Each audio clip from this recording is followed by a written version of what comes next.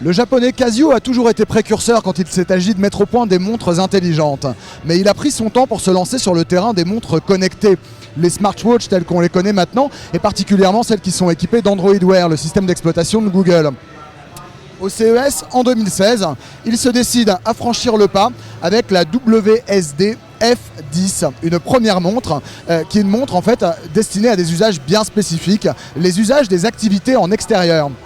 Alors, concrètement, qu'est-ce que ça recouvre? D'abord, on le voit ici, c'est une montre assez massive. Elle est étanche jusqu'à 50 mètres et elle est durcie. Elle répond aux exigences d'une norme militaire américaine, ce qui fait qu'elle résiste normalement au sable, aux éclaboussures et aux chutes sans trop de problèmes. Au niveau des fonctions, on retrouve bien sûr tout ce qui est lié au suivi de l'activité, comme on l'a sur la plupart des montres concurrentes.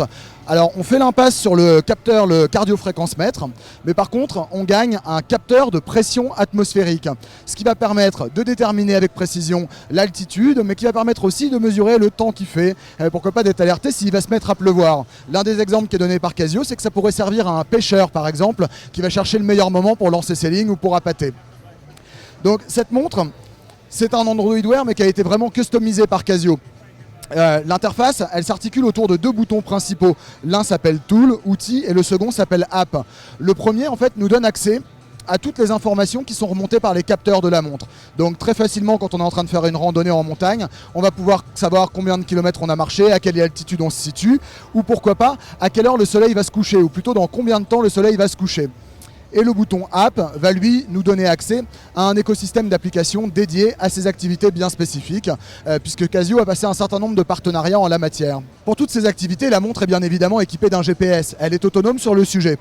Elle est aussi équipée au niveau de l'affichage d'une technologie qui vise à prolonger son autonomie. On a en fait l'écran LCD couleur standard, sur lequel on retrouve l'ambient mode d'Android Wear, donc un affichage un peu dégradé qui passe en noir et blanc pour prolonger la durée de vie de la batterie. Et on a aussi un second mode qui permet de donner l'heure, en fait, simplement, comme une bonne vieille montre Casio G-Shock, celle qu'on a tous eu quand on était gamin, avec un écran monochrome standard et qui va permettre en fait d'avoir plusieurs jours, voire plusieurs semaines d'autonomie. Mais dans ce mode-là, évidemment, on perd les fonctions connectées de la montre.